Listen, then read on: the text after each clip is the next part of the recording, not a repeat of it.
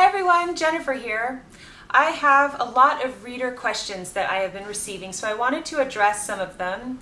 I will probably make this video more than one video. I don't want it to be too long as usual, so I will probably chop it up into smaller segments. I am shooting this video at the end of my pregnancy.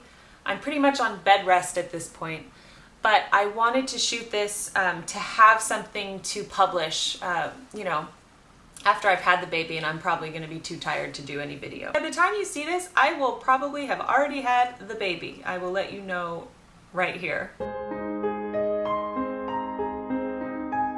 I have got my laptop, I have my cup of tea, and I am ready to answer your questions. For this first email that I received, I'm not going to say her name because she does talk about family members, so I'm going to preserve her anonymity. I will simply call her B.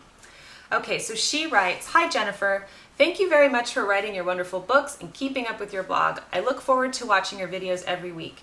Your messages have inspired me in many ways and I've incorporated your tips into my everyday. I have a question that I would love to hear your thoughts on. I love when I prepare a nice meal for my family." She says she has a 2.5-year-old son and another boy due in July. "I care about how my home looks, but I have found that I really struggle when being around others who do not have the same priorities. Specifically, it is not important to my in-laws to put effort into meals, their home, following proper etiquette, basically the opposite of what you teach in your books.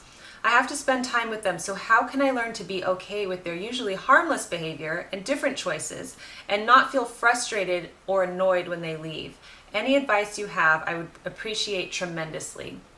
Okay, so thank you for this email. I get a lot of these sorts of emails from people who they read the Madame Chic books and they implement changes into their life, and then suddenly they become frustrated and very aware of other people who are in their family or close people in their lives who are not on board with the new way that they live. And I tell you, that can be frustrating because when you start to make these changes in your life, you suddenly think, well, you just kind of expect everybody else to follow suit and just to do the same thing, right? But it actually doesn't work that way. And you will mainly find that people don't live this way. And that's, I think, one of the reasons why the books have been so popular around the world, because the sort of Madame Chic lifestyle that I write about is going extinct, with how casual things have become, with how we live, and with the advent of the internet, people taking less care of themselves, less care of their homes. They're spending more time on their phones. I could go on and on about this. Okay, but basically this lady is talking about her in-laws specifically. So when you have people coming over to your house, obviously your in-laws are very important people in your life. And my advice to you is just to be a gracious hostess when they come over.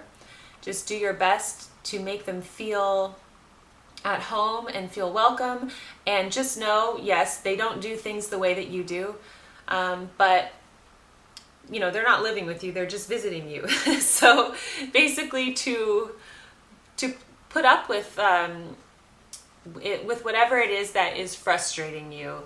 I mean, they're your husband's parents, and you need to respect them, basically. So I think that what you must realize is that not everybody is just totally on board. They can't read your mind. They haven't read the Madame Chic books, so they don't know. But if you're close with your in-laws, you could maybe suggest one of my YouTube videos, just casually. You could drop hints here and there like that, or maybe talk about the things that you're learning and start a discussion with them on it. But, just try not to get into a dark place with other people who aren't on board with how you want to live. One of the main characteristics of a poised person is that you are gracious. So just be a gracious hostess and do your best. And who knows, maybe the way that you run your home and the way that you care about meals and presentation and everything, it might rub off on them. It also might not. It doesn't matter. But I guarantee they're probably looking at you and thinking, wow, my son married a really great woman. So I would just take comfort in that, but don't get disheartened by them.